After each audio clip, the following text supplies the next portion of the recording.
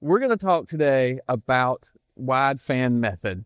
And the Widefan Method literally is just it's how we began our business. It's how Michelle and I back in 2015, 16, 17, really, yeah, towards and also in the beginning of 18, that's how we bought every property. So we had set a goal to get enough rental property to offset or to replace Michelle's income, her take-home pay, so that when Reynolds went to public school, out of daycare, like we would lose that bill.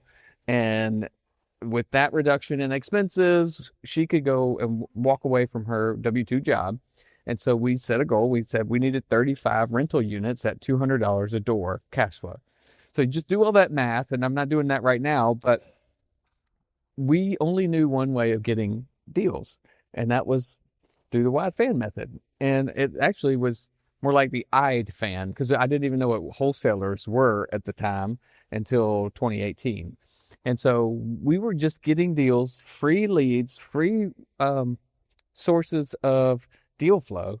And we were able to buy enough rentals or buy enough flips to buy enough rentals to quote retire. We didn't actually retire, of course, but we both left our day job in 2018. And so over the years of looking back and saying, well, how in the world did we do that? Like, because right now, I don't know about y'all, but it sounds like marketing is insane. You got to pay all this stuff. You got to do all this. You got to get the right color postcard, the big font or the small font. Don't put your phone number, just put your website. No, you have to have a phone number, not your website, right? Everybody says something different. But in the very beginning, we got all of those deals from no actual marketing on our behalf. So that's what we're going to talk about. Does that sound like something that would be interesting to you guys? Could you use that in your business? Most people know, well, this is not, I didn't invent any of this. All we did is went back and looked at what were the strategies that actually worked. So I'm going to give you that so that you're not trying to reinvent the wheel. This is all, it's been used, but most people don't do it consistently. And so that's why it's not successful. So we're going to talk about that. So let me ask you guys one question. No matter which direction you want to go in real estate, what do all of these, if you're going to be profitable or successful with all of these, what do they have to start with?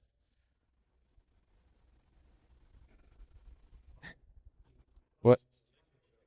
Finding funding, relationships, finding a deal. What else? What? Plan, strategy. Yeah. To be profitable, to do real estate and make it a business, they all have to start with a deal. They got to start with a piece of real estate. Oftentimes will break this down with people that call me, or we do a strategy call, which you guys are welcome to do that. QR code's back there. But oftentimes we have to break down real estate into it's not that big a deal. And that's kind of a hard barrier sometimes because most of us grew up with real estate and our house being the biggest thing, the biggest asset we've ever owned. And it was very emotional. This is my home. This is, the only place we've ever lived. And then to start talking about real estate as just a widget or something to sell, to buy, to move, to transact with, it's different. So we have to find a property. We have to find a deal to do this. And so in order to do that, we have to, again, treat it like a business and use the Widefan method. So this is, again, just putting these out there, and we're going to go through all of these. But before we talk really about the tactics of it all, you just have to notice one thing about this, which is that all the successful investors around you, people you might see online or see in your life or see in your neighborhood, or you, right?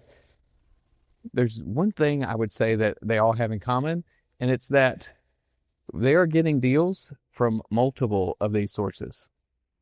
Okay? Doesn't mean that they're going after all of these sources, but when you start getting successful, people notice, and these are the sources that these are the things that start coming to you. And so that's what we're building right now. That's what even before you do your first deal, you could start building these. Okay. So we're gonna learn a little bit. I'm not teaching you what these things mean really per se, but I'm teaching you how to use them in your business. Okay. So we'll learn a little bit about the strategy of it all. The Widefan, again, it's not a marketing system. You guys, this is a relationship system. And it's an operating system for your business. Understanding that each and every one of these can be your source for your next deal. It could be your next profit. It could be the thing that makes you retire, right? The cool thing is that, like I said earlier, these start to build on each other when you get successful. And one might dry up, but the other one will start to fill up. And that's what we'll talk about. So wholesalers, who's heard of wholesalers? Somebody in here said that they just found out wholesaling is illegal in South Carolina. Who was that? Yep. Has anybody not heard that? Okay, so everybody's kind of heard the deal that wholesaling is illegal. So some of you might not even know what that means, and that's totally understandable because most people don't. If you go out to the gas station right now, you say, "Hey guys, did you know wholesaling is illegal?" They'll all look at you like you're crazy. Most people don't know what wholesaling is in real estate. And so the fact that it's illegal doesn't affect a lot of people, but it will and should affect you. I'll just give you the definition. Wholesaling that is commonly known throughout the country for real estate investors is where a wholesaler will get a property under contract, will get it signed by a seller, and then sell that contract to another end buyer for an assignment fee or some sort of fee for profit. It's kind of, if you old school think about bird dog, like that was, to me, I always thought, well, that's bird dogging. You go find somebody that's willing to sell for less than this person and you get a fee in the middle. Well, the thing with real estate is real estate's really heavily regulated, and the lawmakers have said that if you market a piece of real estate and you don't own it, you have to be a licensed agent. And some of our agents are back there that will back me up on that and say, yeah, that's right.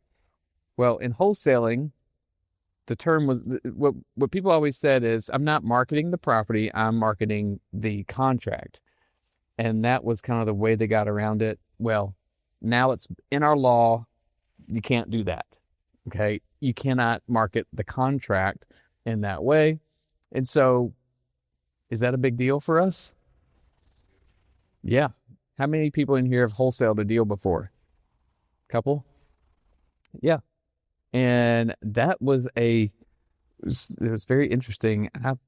My time is running together. Last year, whenever this law came out, there was large wholesale companies doing 10, 20, 30, 40 deals a month here in town, and they left. The interesting part is, yeah, that sounds like competition, but the thing is that those were sellers that needed to sell, and they don't want to sell the traditional way. Now, where do they go? Nowhere. Most of them go nowhere. Those properties sit. The reason they needed the wholesaler in the first place is because, for whatever reason, the issue, the trauma, the whatever drama is going on with the house, they don't want to go traditional route, and they really need someone to call them. They really need a wholesale. They need a deal finder to go out there and talk to them. Unfortunately, a lot of those people have left town. And so what that does is that opens up opportunities for investors and buyers and deal finders to find these deals. But there's still wholesalers out there. There's still, we don't say wholesalers. It's a dirty word in our business, in our office. They're deal finders, right, Marissa? But that you have to do it the right way. You can't market properties. If they go throw a property out on Facebook, if they do an email blast, if they put it on the MLS and they don't own it and they're not an agent, they're asking for trouble. Okay. And you would be asking for trouble as well if you did that. So don't do that. You can still be a deal finder. You can still go find those deals, but the way that you're going to get it to a buyer and investor is going to be different. Okay. So I'm not going to dive. This isn't wholesaling 101 class. We actually have that coming up. Is that the boot camp this month or next month? Find it on meetup.com. I can't remember. But where I do go through wholesaling. What is it? What did it used to be? How do you do it today? But for our purposes today is you can still go out and talk to wholesalers. They want a text message. They don't want to talk to you on the phone. They want to be fast. The first person to the deal gets the deal. They want it locked up and they want earnest money yesterday. Right, Marissa? So they, if you can find the deal and they haven't gone and tainted it and made it where it could be considered illegal, you could still do these deals and talk to an attorney, figure out how to do paperwork and all that, how you can partner with them. But they're still out there. And if you can find a couple of good ones, you could definitely get a deal or two a month from wholesalers. Now, I'll tell you, sidetrack, who wants to hear the drama about the wholesaler from today? Yes. So you can go to Facebook and you can look at my Facebook. 2 weeks ago, or 3 weeks ago, that deal showed up. We got it. We loved it. We liked it. We walked it. We want to do the deal. We're ready to buy it. But this wholesaler, they're never done a deal ever, or just never in South Carolina. They were quite aggressive on the phone and in texting with our team. And their attorney had no idea what was going on. And that, for me, was like, that's the straw that really broke the camel's back.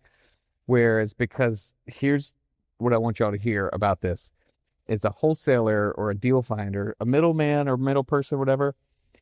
If they get a deal to you and they assign it to you, they kind of walk away and run away. They're done. If our team is flipping that house and they did something improper and that seller comes back and says, hey, I think this was an illegal transaction, who's going to get in trouble? Yeah.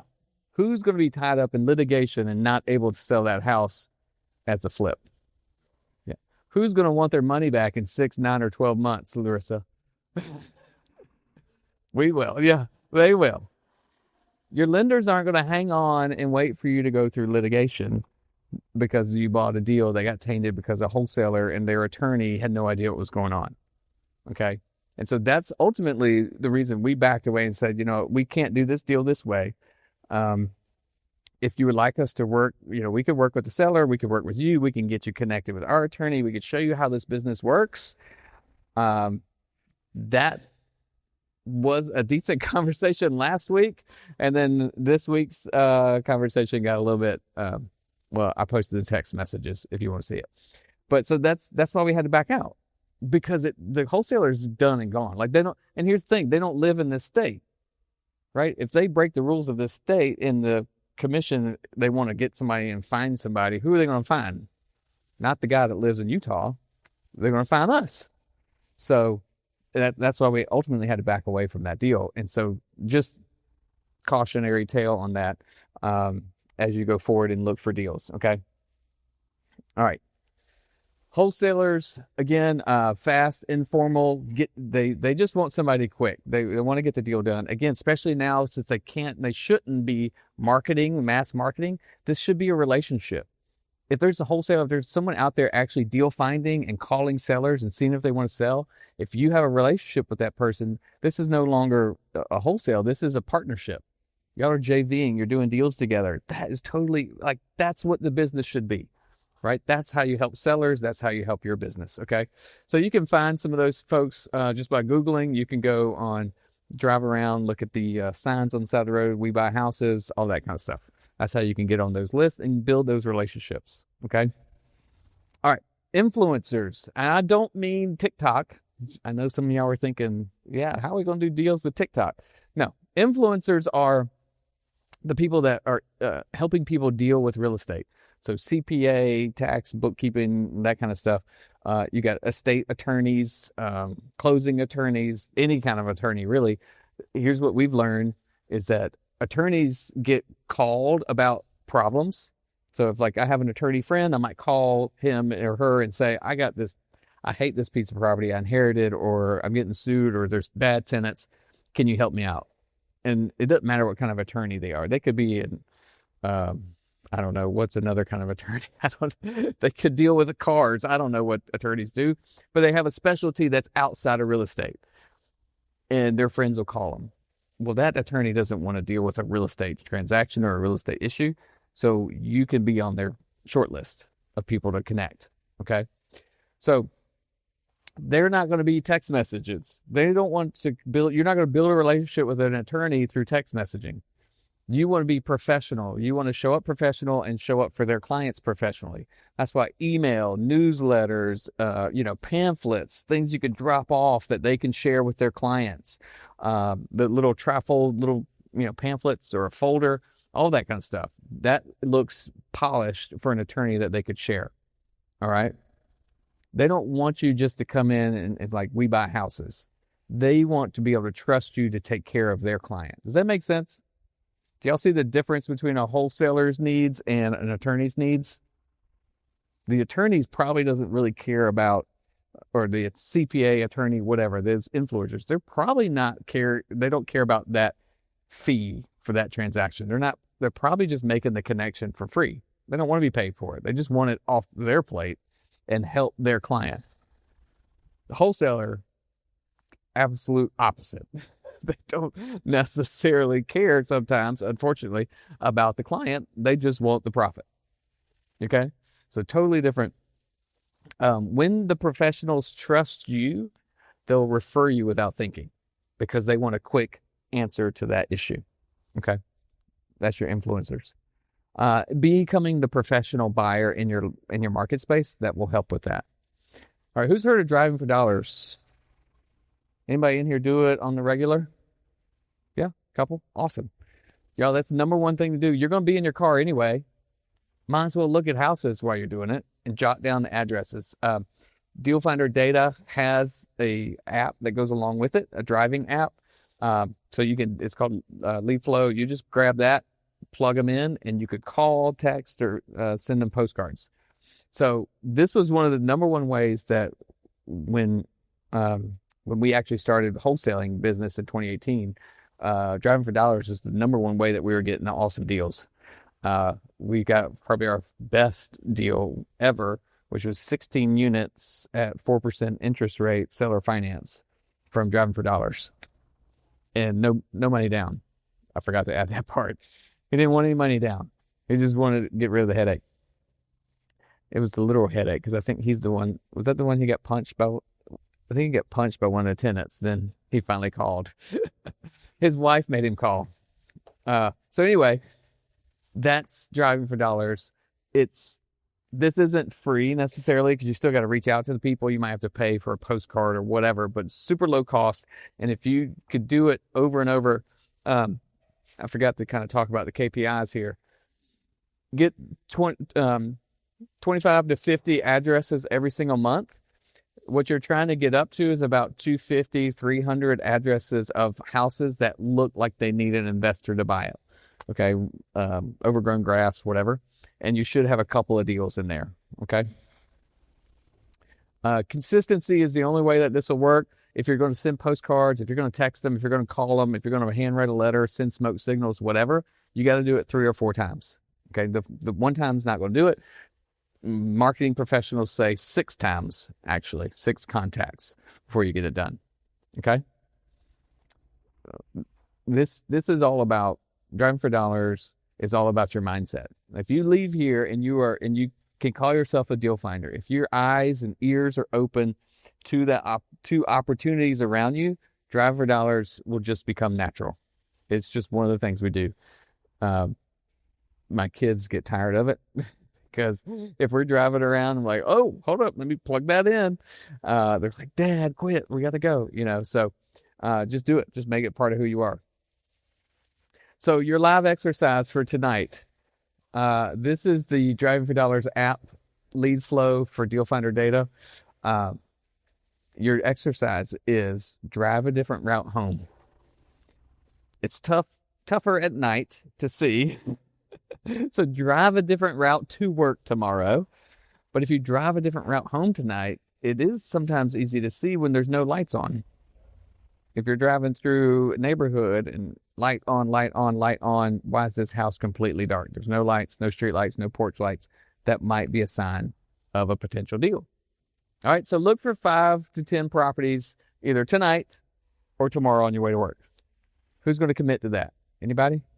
Yes. Good. That's what I'm talking about. Yeah, it will change your deal flow. Your pipeline will fill up, and it's not going to be tomorrow. Your deal's not going to show up tomorrow.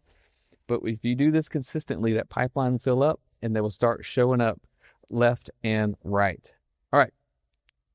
You guys, at the end of this, I'm going to show you, and you can take a screenshot of all the KPIs of like which Widefan method, how many times to do it, what kind of, how to talk to the people. So I'm going to give you a screenshot of that towards the end as well. All right, everybody. What do I mean by everybody? What do y'all think? You circle? Yep. Literally everybody. Literally everybody, anybody you come in contact with. So I used to wear all the time, we buy houses shirts. My kids have, my dad buys houses shirts. We never did the little sign on the side of the car. I didn't want to scratch paint. I just didn't like that. But anybody and everybody should know that you do what? Buy houses, right? So when you talk to people you haven't seen in a while, or you're just making small talk at a kid's birthday party or whatever, don't it feels awkward. So here's the thing. You're going to feel weird and you're going to feel awkward and uncomfortable. And I want y'all to all commit right now. Just say, I will. Just say, I will get uncomfortable, because it's weird. It feels weird because you're like, yeah, I buy houses. I buy distressed properties. I buy houses that need love, that need somebody to fix them up. I help sellers who can't find any other way to sell a house. I help them sell it to an investor. It's really weird to say that when you maybe haven't done any, or maybe only done 1 or 2, and you could go back and say, oh, I'm a computer programmer. I code in Cobalt. Does anybody know what that is? My dad does that. And I don't even know what it means, but yeah. It's for the old people. Yeah, my dad's old. Exactly. It's okay. I tell him that all the time. But so you could go back to that because that feels comfortable, natural, and that's what you do. Or you could say, I buy houses. I help sellers who can't find a better way to sell a house. Okay. So yeah, that has to be your mentality, to be a deal finder, to fill up a pipeline that's going to serve you and build your business and create profit and cash flow and build wealth. You're going to have to get uncomfortable. So I hope y'all are ready for that. I didn't ever say this was easy. So your KPIs on this, just one person a day, just say it. Just say, I buy houses. And you could do this on Facebook and social media as well, changing your profile, just commenting and stuff like that. Sometimes you can if, you got a full-time job you got to be aware of, but you could do that. So that's where you're 1 or 2 or 3, 2 to 3 posts a week. If you can, you should do that. Okay. The cool thing is that these are the people that are going to get you the best leads, the absolute gold leads, because how do they introduce you? They say, oh, my friend Larry here buys houses. John, Larry, y'all need to connect. John needs to sell this house. Larry, I heard you buy houses. And you come as a warm contact, as a friend, as a confidant, as a support group, as somebody that can solve a problem. Absolute gold. And it's easier. You're not fighting with everybody else. Okay. So this is huge. Here's your live exercise. Turn to somebody right now, whoever's sitting right next to you, get uncomfortable and just tell them, I buy houses. And land. I heard it. I like it. I buy houses and land. And cars, right? And trucks. Yeah. So yes, it's weird. It's awkward. It's fun. Whatever. Do it. Okay. All right. We're on the downslope here. Facebook groups. Who's a member in a Facebook group? Is everybody in a Facebook group? Who is anti-Facebook? I was going to say the young guys. Young guys like, that's so old. Where's Julian? He's already gone. He's like, my parents are on Facebook. Yeah, get on Facebook. Sorry, you got to be there. So what I mean by Facebook groups is going into the actual groups. So local groups, like we're in Columbia, Lexington, Irmo, Forest Acres. You go into those local groups, but also go into the investor groups. So South Carolina investor groups, Deal Finders investor group, Wholesaling South Carolina is another investor group. So go into the investor groups, but you treat them a little bit differently. Okay. When you're in the hometown groups, you're talking to your neighbors, you're talking to homeowners, you're talking to sometimes sorry if your name is Karen, you're talking to Karens in the Facebook groups, and they're complaining about the terrible house next door, right? So you treat them a little bit differently, but your goal is the same, is that you're trying to find some leads, some properties that need some love. When you're in those neighborhood groups, look for the people that you're not going to go in and post. You're not going to start the conversation. You're going to look for people that they've started the conversation, and you're adding your expertise, or you're giving suggestions. You're saying, oh, that house, that one's vacant. It's been vacant for a while. If you know who the owner is, I'd love to talk to them, right? You're maybe, if their HOA is complaining about somebody not cutting the grass, you might, get in there and figure out who the owner is and shoot them a message. Okay. You're in that group not to advertise. If you go in there and start saying, I buy houses, they're going to kick you out. Okay. So that's not what you're in. Now you go into the investor groups. What do you say in there? I buy houses. Here's my email. Put me on your list. Tell me the next deal. And you could splatter all over those investor groups. The community groups, you're there kind of low key, look for the opportunities to butt in. I just had one. It was actually earlier today, and I forgot to add it to this PowerPoint, but I saw one, and that's what I did. I just commented in the comment section to try to answer their question. And who knows, if I get a DM from it. So we'll see. So this is a big ask. But I do have a Excel spreadsheet. If y'all want that, just send me a message. But I have an Excel spreadsheet, which you can make your own, but it's so basically the Facebook groups, I have a link to the group, and it's an investor group or it's a community group. And then that way you can just click the link and it pops it up, it opens it up, and you can look at it, comment, whatever, close it, click the next link, it pops it up, and just do it like that. Okay. So that's your Facebook groups. Make it consistent, make it a system, and you will find that these deals will actually come to you more than you'd expect. It's interesting. There's a lot of older people use Facebook groups as like a Google search. I don't know if y'all have noticed this. And so you will notice this, and they ask questions about, how do I sell my house? Like that'll go into that'll be in the Facebook group. And you're like, well, for us, like, duh, but you can answer that, and that can be a lead. We have a community page that, that's what they always put. They say, hey, I'm thinking about selling my house. Here it is. I don't really want to use an agent. If somebody in here wants to buy it first. And this community does that every time there's a new house. So anyway, you'll find that now that you're looking for it. All right. So here's your task. If you want to make this your kind of go-to deal, method, join 5 investor groups, 5 local groups. All right. You'll find the ones that aren't any good. If they're spammy and just a bunch of bots, get out, find another one. Okay. You don't need 100 groups. You will get up there. You will find yourself in 100 before it's too long, but you won't be active in 100. Okay. And this is one of the deals that popped up in a Facebook group. So this was the off-market South Carolina and North Carolina real estate. And this is a deal. It was a deal. And was on Marketplace. This is a different one. No, it's the same one. On Marketplace, there's everything you need to know to do that deal. There was one today. I'm trying to think. I put it in. Aaron was his name? Oh, Mobile Home Park. That's what it was. Mobile Home Park that was in a Facebook group. And Facebook knows I'm looking, apparently, because I just opened it and it was right there. I was like, oh my God. And he posted it 3 days ago. Like, hurry up. I need it. But anyway, they're out there. So your live exercise, and I don't want to take time to do it right now, but this is what you want to do, is you'll search investor and then wherever you want to be, group. Okay?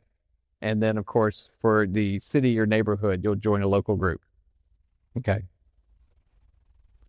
All right? Who's going to do Facebook groups? Who likes that idea? You'll be ahead of everybody. Y'all, use social media, not, what is it called? Consumer. Don't be a consumer of the social media. Turn it around. Turn it around. Be a producer in there. Be a producer. Do your business. Like, go and find leads in there. Use it as a business tool. You'll be surprised at how much, no one else is doing it. And you'll be surprised at how much is actually there. I'm just ready for you. No one else is, I'm just people don't do it. Okay. All right. Agents, real estate agents are awful and terrible to work with. I just want to make sure they're paying attention. So real estate agents are and were like the number one way for investors to get deals. It hasn't changed.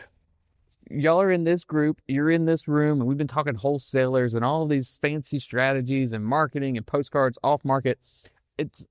Yes, you can do that. But agents nationwide are the number one way that investors find deals. Why is that? Anybody have a clue? You're legal. Well, it's your job, right? You're dedicated to the job. That is your job. The good agents, this is all they do. You got access. Other people know that, what do? They're agents. Who in here has another job besides real estate investing, right? Y'all have other things going on. What are the agents doing all day besides watching daytime TV? Hopefully they're out there getting deals. Hopefully they're out there talking to people that want to sell or buy. Okay? That's their job. That's what they do. And they're good. Well, not every one of them's good at it, but there are some that are good at it. And they're in this room. The best. Or right here. So use agents for what they're there for. They want to help you, but they want to be a part of your business. They want to answer the call. Like when you call them, they want to pick up and talk to you about doing deals. So don't be afraid of it. Let them bring you some deals. How do you talk to them? This is, be professional, direct, positive, and always follow up. Agents need that follow up. One thing that is sometimes challenging is that agents want to follow up a little too much. Like nothing's changed. 6 hours ago, still here, still under contract. Right, Rochelle? Nothing's changed. So, you guys, again, agents want to hear from you as an investor. So pick up the phone and call 10, 20, 30, 40, whatever. You won't have time to call 30 because if you get one on the phone, it's 30 minutes. So they like to talk. Like, be precise. Tell them what you're doing. Don't fake it. Don't say I've done 100 deals and you've done none. Tell them where you're at. Some agents, if you say, I'm brand new, I've never done a deal, some of them will say, I'm not your agent. I'm not the best agent for you. But that's okay because you don't want that agent.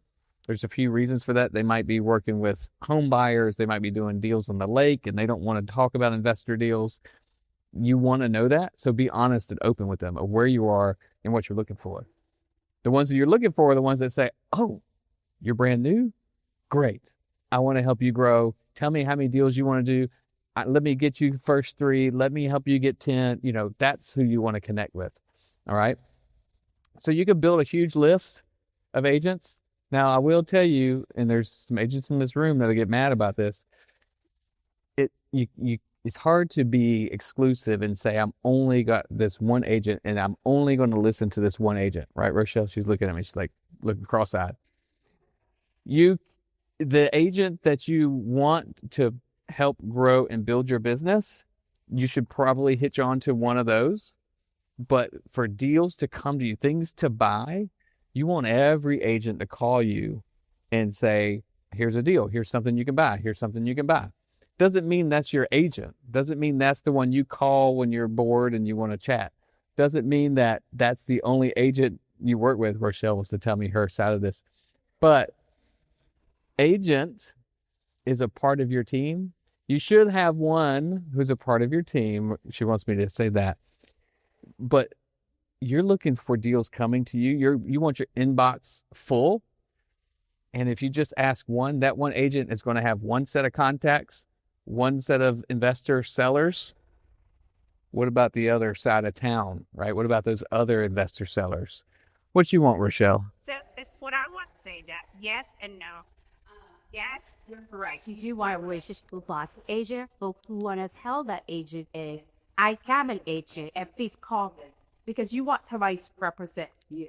Because they're going to try to come at you all kinds of ways, and you're not going to know what they're talking about because they're going to use lingo that you don't understand. So it's okay to be friends with all the agents, but let them know that you're represented by one, and they don't care. They just want to sell whatever they can. So yes, make the relationships with everyone, but make sure you're loyal to one, because I'm not going to be loyal if you're not loyal to me, because it's too much work. So if you're going to spread the love, then I can't guarantee that I'm going to be there at all times, because I have people that are dedicated to me and they're dedicated to that. But you just buy the deals because you're out there just like I am online. So you may bring you the deal, but I'm going to close it. So that's what you want. You want somebody to close the deal for me. That is so always free. You feel better about that? Tomorrow, how do you do that? So you got to defend that spot, and I agree. Right? Here's the thing, and I've said this before: you don't want every agent representing you. You don't know their experience. You don't know if they like to communicate. You may not. They want to email everything, and you hate email, and you just want to text and talk on the phone. Like those little things like that would drive you crazy if you're trying to talk to 25 agents to do the deal. You get the deal brought in. Of course, that agent will get paid on their commission, but you're probably going to want the agent that's on your team, that you've made a relationship that's like your go-to to help close that deal on your side. Okay? As an investor, I don't want to talk to 25 agents to do the deal, to close the deal. That's a lot when you actually go through the closing of a deal. But I do want 25 agents to call me when they have a deal that needs to be bought, right? So that I can make offers on it, so that I can get it under contract. And then I let my agent friend, team member, mate go and close it for me. Does that make sense? Okay. So don't let your agents bully you over there. Right, Rochelle? We get it. That's right. We get it done. So again, you don't need all the agents in town. You don't want most of the agents in town. Okay. But pick up the phone and find a few. All right. Build an agent contact list of 100. You're probably not going to call all 100. If you can get to 4 or 5 or 6 that would say, yeah, if I find something, I'll send it to you. Pro tip here is get different big agencies, brokerages. So like a Coldwell Banker and a Remax and a Todd Realty Partners, right? One from each. And the cool thing is when they're in that brokerage meeting at the beginning of the week, the month, whatever, they'll hear the pocket listings. They'll hear the deals that are investor friendly. They'll get that scoop and they can share it with you. Okay. Networking. We're at the end of Widefan. All right.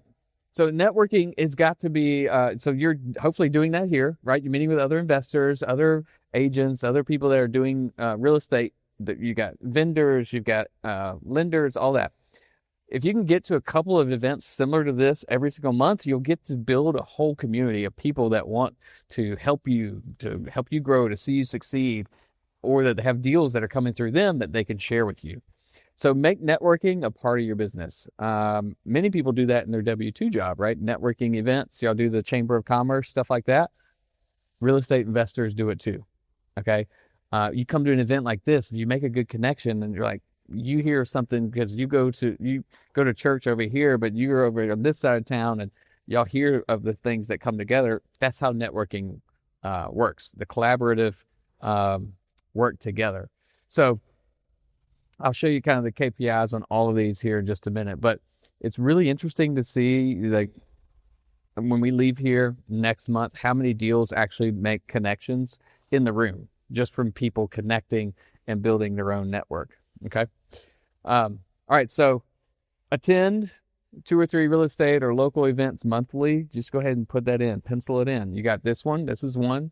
If you want to do our coffee cash flow, and then we do our rehab walkthrough on the third week of the month. You could do all 3 with us. That'd be fantastic. Or you can find another group, or you could do an online group, there's our virtual mastermind. There's other virtual events. So you could do that. Remember that your collaboration in these networking environments is way better than going and trying to beat people, right? How can we work together? Okay. And you could do the live exercise afterwards. Continue your networking after we're done. So here's the screenshot. I want to make sure everyone gets this, and you can take a picture of it.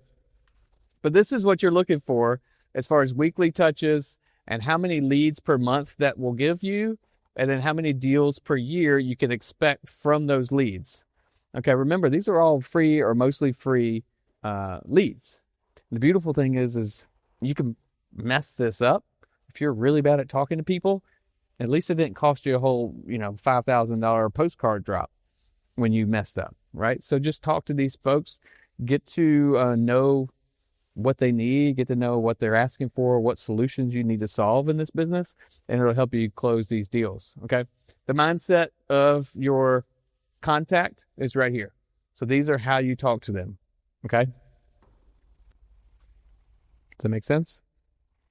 Awesome. And the big piece of this, and this is why we have this as a dashboard or KPIs, is if you can measure it, then you can repeat it, right? This is, it's not about hustling harder. It's not about going faster and just sweating every day. It's about a rhythm. It's about a system. It's about repeating this over and over again. And that's how you build your deals. Okay. Why do you think most people don't do this? It's a lot. It's work. It's real work. Introvert. Yeah. Introverted. It's uncomfortable. You got to get uncomfortable.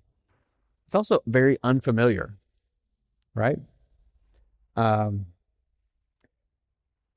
What we see is a lot of times is we'll get a lot of energy. A lot of people that are new to this, they come out really excited and they'll try some of these for a week or two.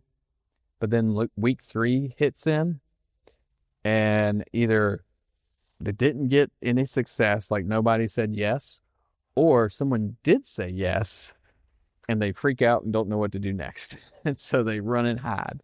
It's really interesting.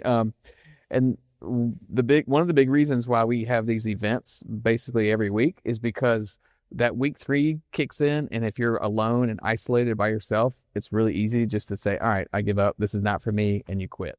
So that's why I want you guys just to know we're all here for you. We're all here going through the same stuff. Knowing what to do, knowing how to do this is way different than actually doing it, right? And so it's a little bit more difficult. You start strong, but if you're not tracking it, if you don't have accountability and you don't have feedback loops, if you don't have people to connect with, that's how you get completely stuck and you don't move. I will share with you guys that we are doing something that we only do once a year, which is our 6-week Deal Finders Challenge, where we actually go through, we pick 2 of the Widefan methods for each individual who's in the challenge, and you run it.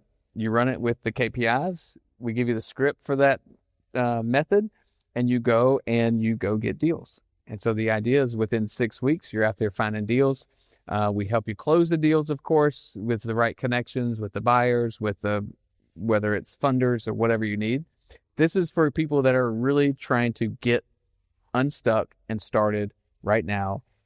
We just do the weekly calls, and you just go through the Widefan method. You pick your marketing or you pick your contact method and you go. All right. So if that's something you're interested in, just fill out the QR code. Actually, Crystal has a pamphlet on it in the back, so she can hand those out here in just a minute.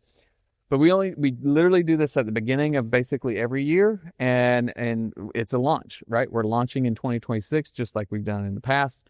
So hopefully that works for some of you guys. I'll send an email out about it as well. But before you leave here, or when you leave, where will you be next year? These are the questions that I ask everybody that gets on a call with me: is where are you now? Where do you want to be? And what's stopping you right now? Right? So these are questions that you should ask yourself every day. And every day you might have something new, that's stopping you. How are you going to get through that? Okay.